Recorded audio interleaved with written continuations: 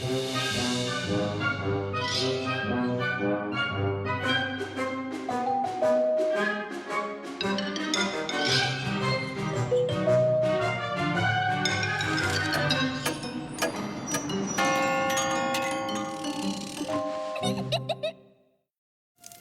tahu liburan apa yang paling menyeramkan? Tidak, bukan 1 September. Ada anak yang sangat takut dengan tahun baru. Dan karena itulah, pada suatu tahun baru, ada orang tua yang meninggalkan putri mereka, Sonya, sendirian di rumah susun. Orang tuanya pergi menonton pertunjukan balet, Nutcracker. Dia di rumah terasa hangat, TV menyala menampilkan acara kartun. Dan anak itu sedang makan permen dari pohon Natal. Tiba-tiba dia berpikir, oh, sebentar lagi tahun baru. Wah, para tamu akan datang. Ada kado-kado. Aku harus berpuisi dan bernyanyi. Ini benar-benar mengerikan. Itu bahkan lebih menakutkan daripada menulis jawaban di papan tulis. Tiba-tiba, ada suara dari TV berkata, "Gadis kecil, dengar gadis kecil, para tamu akan segera datang gadis kecil." Sonya terkejut dan hampir saja menelan permennya. Dan TV itu terus berkata, "Gadis kecil, sekarang para tamu sudah menaiki tangga." Dan kini Sonya benar-benar mendengar suara dari arah tangga. Suara langkah, suara tertawa gembira. Mereka bersukaria. Dan TV terus saja berbicara. Gadis kecil, para tamu sudah ada di ruang tamu." Dan klik, TV itu mati. Tiba-tiba 3 orang bertopeng hitam masuk ke dalam rumah, meletakkan Sonya di atas kursi dapur, dan memulai tarian lingkaran. Tahun baru mengelilinginya. Mereka tertawa dan berlompatan, serta berseru keras dengan gembira. "Sungguh gadis yang hebat. Tolong bacakan puisi untuk kami. Nyanyikan lagu juga." Jadilah anak yang baik Sonya. Tapi dia tidak ingat puisi apapun. Perutnya sakit, dahinya basah, dan lututnya gemetar. Dia cuma berpikir pasti lebih menakutkan jika tampil di depan Sinterklas. Ketika para tamu mulai berseru, "Ayo, panggilkan Sinterklas! Cepat, panggil Sinterklas!" Sonya melihat, dan Sinterklas sudah berada di sana. Dan kemudian kursinya mulai bergoyang. Dan sepertinya kursinya hampir meregang. Sonya melihat ke bawah, dan lantai menjadi semakin jauh, sampai-sampai tidak ada yang bisa melihat lantai. Dan langit-langit sebaliknya, malah sepertinya semakin mendekat. Sonya menekan kursi dapur sekuat-kuatnya dengan tangan dan kakinya sambil memejamkan mata. Dia tetap membisu dan berpikir, tahun baru tidak akan dimulai tanpa puisi. Ho. Tepat pada saat itu, Sonya merasakan ada yang menyentuh bahunya. Dia membuka mata dan melihat ada yang bergelantungan di lampu langit-langit sambil memakai topeng. Oh, ternyata Alexander. Mereka bersiul. Sonya siap untuk berseru sekencang-kencangnya, tapi dia tidak bisa membuka mulutnya. "Aku takut membacakan puisi. Aku takut tiba-tiba terjebak. Aku tidak mau membaca lirik untuk siapapun juga. Andai demam panggung sebelum tampil bisa disembuhkan dengan selai, aku cuma membeku dan Sinterklas membuang waktu saja menungguku. Biarkan aku memanjat kursi. Tidak ada yang ingin aku bacakan untukmu." Dan para tamu mulai berseru, "Bravo!" sambil bertepuk tangan. Dan kursi bergetar dengan keras. Sonya masih terus memejamkan matanya dan terjatuh dari kursi. Dan tiba-tiba dia terbangun. Dia membuka matanya dan melihat orang tuanya sedang tersenyum dan berusaha membangunkannya. "Bangun tukang tidur, nanti kau ketinggalan Sinterklas." Sonya melihat dan Sinterklas benar-benar sudah datang. Dia meletakkan tasnya di lantai, memanjat kursi, dan membungkuk hormat. Dan Sinterklas itu mulai membacakan puisinya.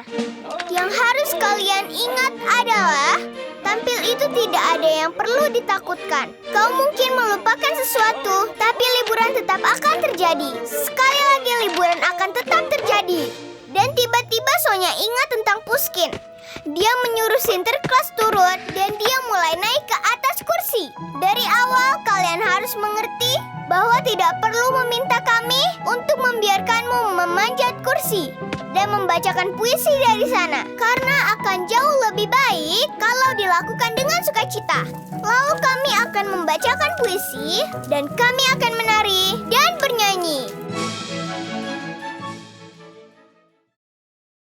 Kau punya petunjuk mengenai segala hal. Kau mengatakan monster sangat menyeramkan dan mimpi buruk sangat mengerikan. Kami sangat ketakutan dan tidak ada yang melihatnya dalam kehidupan nyata. Dan ada yang pernah bertemu dengan salah satunya. Biar aku ceritakan ya, bagaimana dengan kisahnya. Pada suatu ketika, ada pabrik traktor yang ditinggalkan semua orang. Perjanjiannya adalah anak itu kehilangan sekop dari traktor mainannya dan percaya bahwa dia akan menemukan cadangan di pabrik itu. Dan pada suatu hari, ketika tidak ada orang dewasa melihatnya, diam-diam dia pergi ke sana.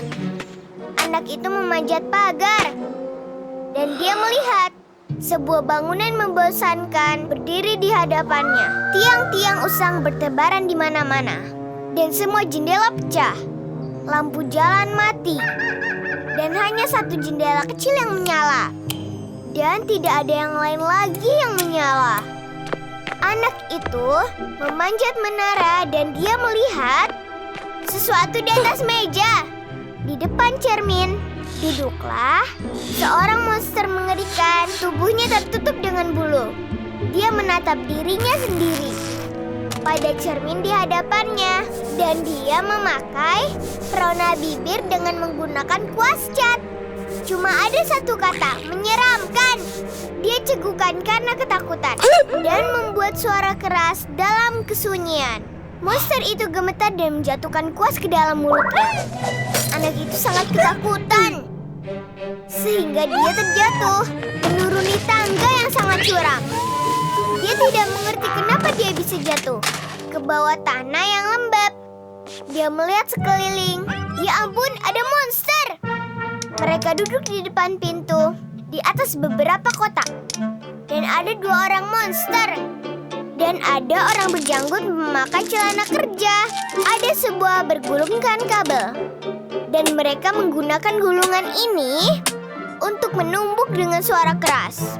Dan tiba-tiba saja monster yang tertutup sisik dengan kepala paku dan ekor ular memukul gulungan itu dan mengaum dengan keras. Dan monster berbelalai melempar bahunya seperti selendang dan dia mulai terkikik sehingga membuat anak itu merinding seperti ada kecoa yang merayap di punggungnya. Mengerikan. Anak itu benar-benar bingung ketakutan. Dia tidak tahu harus berbuat apa lagi karena kedua monster itu mengerikan.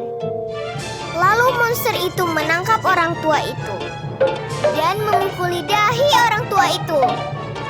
Anak itu yang berada di sebelahnya sangat ketakutan. Dia berhasil keluar dari bawah tanah dan menemukan dirinya di tempat yang aneh. Tempat itu sunyi sekali dan semakin gelap. Tapi ada sesuatu yang bocor. Setetes demi setetes. Dan di tengah-tengah tempat itu berdiri sebuah singgasana. Ternyata seorang raja sedang duduk di singgasana. Seolah-olah raja itu tertutup dengan tengkorak. Sambil menghunus pedang laser, dia melihat anak itu. Lalu wajah buruknya yang hijau. Dia mengerut menahan amarah. Tiba-tiba ada cahaya dan seorang bersuara. Stop, stop, stop. Kenapa ada anak yang muncul di depan kamera? Marifana, aku bertanya padamu. Aku tidak bisa syuting dalam keadaan seperti ini. Istirahat sekarang. Kemudian dari atas langit-langit turun kamera. Dan raja itu melemparkan pedang laser ke sudut. Istirahat lagi. Sudah 150 kali pengambilan gambar.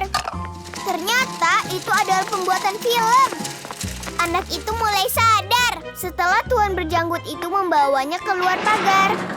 Dan semua monster tadi adalah aktor yang bukan sungguhan.